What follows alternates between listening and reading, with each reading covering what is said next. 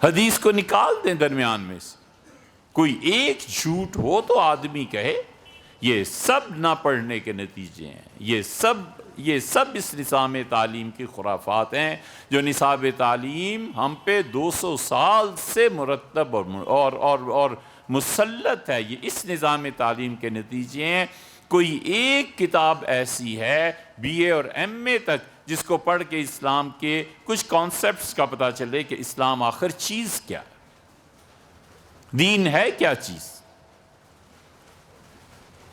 اور فخر اس نصاب پہ، جوتے کی نوک پہ رکھے اس نصاب جسے پڑھ کے نہ نوکری ملے اور نہ انسان۔ انگریزوں نے اس سے بڑا ظلم نہیں کیا، پوری دنیا پر جو ظلم سب سے بڑا انہوں نے کیا ہے، ہمیشہ اسلام نے ہی نہیں دیگر مذاہب نے سکھایا کہ پڑھو برائے انسانیت، انسان بنو گے۔ انہوں نے سکھایا پڑھو اور نوکر بنو گے تعلیم، اور پیسے کے لیے پڑھو، پیسے کے لیے پڑھنے کے نتیجے وہی ہیں جو اب سامنے ہیں۔ حدیث کا ایک لفظ نہیں آتا، ایک حدیث صحیح معنی میں پڑھ نہیں سکتے، اور حکم دیتے ہیں ایسے جیسے ان سے بڑا محدث دنیا میں کوئی نہ۔ سبحان اللہ، 200 سال بعد لکھی گئی ایسا جھوٹ، ایسا جھوٹ۔ حضور اقدس صلی اللہ علیہ وسلم کے سامنے لوگ حدیثیں لکھنے لگے۔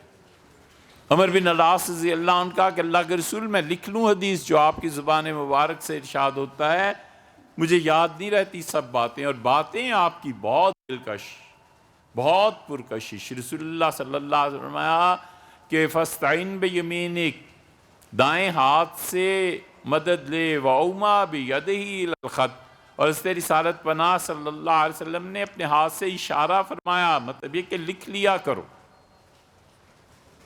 یہ حیات طیبہ میں ہی حدیثیں لکھی جا رہی، پھر بھی جھوٹ بکے جانا ہے کہ 200 سال، 200 کدھر سے یار 200 سال؟ موطا امام مالک رحمۃ اللہ علیہ کی موطا 2 صدی سے پہلے مرتب ہو گئی تھی۔ امام ابو حنیفہ رحمۃ اللہ علیہ 80 ہجری میں پیدا ہوئے ہیں، مسند ابی حنیفہ رحمۃ اللہ علیہ لکھی گئی تھی۔ یہ سب چیزیں ہیں۔ عمر بن عبدالعزیز رحمۃ اللہ علیہ کے سامنے مسئلہ آ گیا، اور مسئلہ یہ آیا کہ ایک آدمی نے غلام بیچا، دوسرے نے کہا کہ اس غلام میں یہ عیب ہیں، اتنے دن کے بعد اسے واپس کر دیا۔ وہ اتنے دن میں غلام نے جو کمائی کی تھی وہ کمائی کس کی ہے، نئے مالک کی یا پرانے مالک کی؟ عمر بن عبدالعزیز رحمۃ اللہ علیہ نہیں حل کر سکے اس مسئلے کو، چپ رہے، حتیٰ کہ ان کے پاس حدیث پہنچی اور کہا گیا کہ ام المومنین حضرت عائشہ رضی اللہ عنہا سے کسی نے مسئلہ پوچھا تھا، تو ام المومنین رضی اللہ عنہ نے فرمایا کہ اسی کو دو، غلام مر جاتا تو جس کا نقصان ہوتا، یعنی نئے مالک کو دو، اس کے زمانے میں اس نے کمایا ہے، پیسے بھی اسی کے ہیں، اگر مر جاتا تو نقصان بھی اسی کا ہوتا۔ ام المومنین رضی اللہ عنہ کے فیصلے پہ عمر بن عبدالعزیز رحمۃ اللہ نے فیصلہ کر دیا۔ یہ سب نتیجے ہیں۔ ہم میں سے کوئی اس نصاب تعلیم کے خلاف نہیں بولتا، ہم میں سے کوئی نہیں کہتا کہ یار ہم اپنے اسکول بنائیں، اپنے کالج بنائیں، ہم اپنی یونیورسٹیز بنائیں، ہمیں ضرورت کیا ہے اس نصاب کی؟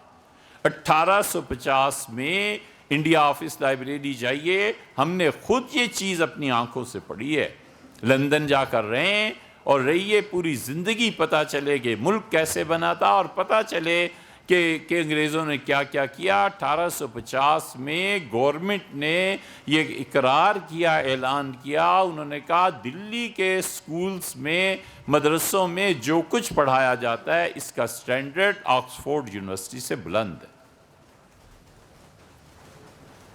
کمیٹی بنائی، انہوں نے کہا انگلینڈ کا نصاب ہندوستانی نصاب کے تابع ہوگا، اور ہندوستانی نصاب کو غالب کیجئے، یہ زبردست نظام تعلیم۔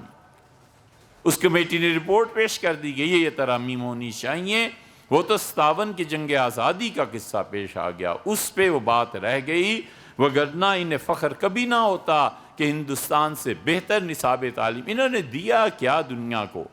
ہمارا پیسہ، اسی سے سڑکیں بنی، اسی دیش کا پیسہ، اور اسی کی فلاح و بہبود پہ بعض چیزوں میں اور کچھ آدھا ادھر غبن کر کے لے جا کر پھر فخر کرنا، یہ سب اس نظام تعلیم کے نتیجے ہیں کہ 8 مارچ کو بھی، اور یہ سب اس نظام تعلیم کے نتیجے ہیں کہ حدیث کا تو کوئی مقام ہی نہیں، حدیث تو 200 سال کے بعد۔ یہ خلافت راشدہ میں سب لوگ کیا کرتے رہے؟ معاذ اللہ خلفاء رضی اللہ عنہم جھک مارتے رہے۔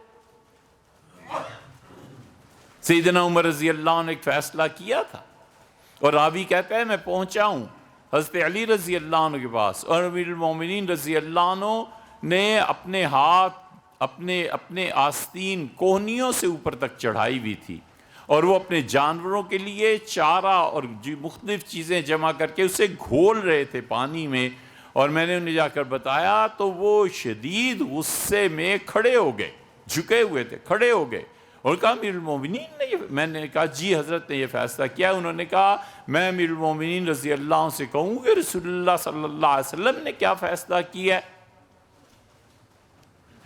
چپ ہو گئے۔ یہ ساری بحث و تمہیز حدیث کی ہی تو تھی کہ وہاں یہ ہوا ہے، یہاں یہ ہوا ہے۔ حضور اقدس صلی اللہ علیہ وسلم کی زندگی میں کئی مثالیں ملتی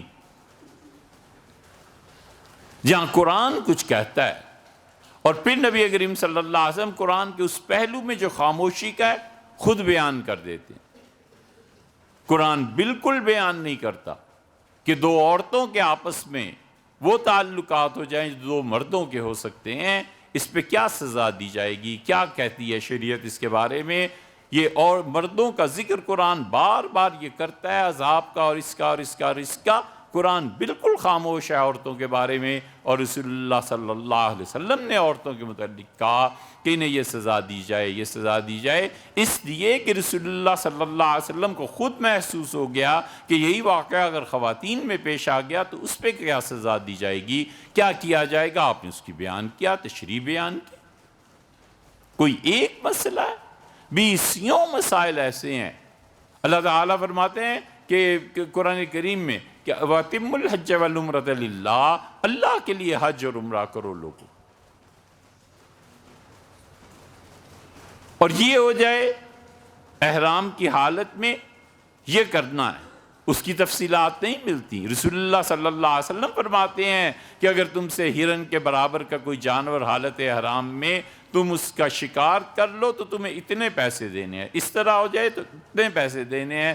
سیدنا عمر رضی اللہ عنہ آئے حج کے لیے، اور بیت اللہ میں انہوں نے اپنی چادر اتار کر وہ جو حتیم بنا ہوا ہے اس پہ رکھ دی، اور سیدنا عمر رضی اللہ عنہ کو اس رکھنے سے یا پھر چادر کو کھینچنے سے انڈے ٹوٹ گئے۔ سیدنا عمر رضی اللہ عنہ اب چپ ہو گئے کہ حالت احرام میں ہوں، انڈے ٹوٹ گئے ایک جانور کے، یا اس نے گھونسلہ بنا رکھا تھا۔ امیر المومنین رضی اللہ عنہ کو بتایا گیا کہ حضرت رسول اللہ صلی اللہ علیہ وسلم ان معاملات میں ایسے فیصلہ کرتے تھے، بہت خوش ہوئے اور فرمایا بالکل ٹھیک ہے، میں بھی اسی بات کو مانتا ہوں جس کا حضرت نے ارشاد۔ اس لیے یہ جو بنیاد ہے نا عقیدے کی، اگر حدیث نہیں بن سکتی تو ہمیں شفاعت سے محروم ہو جانا چاہیے۔ رسول اللہ صلی اللہ علیہ وسلم کی شفاعت ساری حدیث سے ثابت ہوتی ہے۔ معراج کے واقعے سے بھی انکار کر دینا چاہیے کہ رسول اللہ صلی اللہ علیہ وسلم ان کے لیے معراج کا، حوض کوثر کا بھی انکار کر دینا چاہیے کہ حوض کوثر نام کی کوئی چیز نہیں ہے، قرآن سامنے ہے، کہاں ہے حوض کوثر؟ اور رسول اللہ صلی اللہ علیہ وسلم فرماتے ہیں ہر نبی کے ایک حوض ہوگا، اور ہر نبی اپنے حوض پہ کھڑا ہوگا اور لوگوں کو بلائے گا کہ آئیے میرے حوض پہ پانی پیجئے، میرے گھر تشریف رکھیے، میرے پاس آئیے۔ اور رسول اللہ صلی اللہ علیہ وسلم لوگ گزرتے جائیں گے، کوئی دھیان دے گا کوئی نہیں دے گا، اور سب سے زیادہ میرے حوض پہ لوگ جمع ہوں گے۔ آپ نے فرمایا تم آسمان کو دیکھتے ہو، اس میں اتنے ستارے نہیں ہیں جتنے میری امت کے لوگ اس دن میرے پاس وہاں آئیں۔ کر دیں انکار اس کا، اس سے کہ حدیث قرآن میں کہاں ہے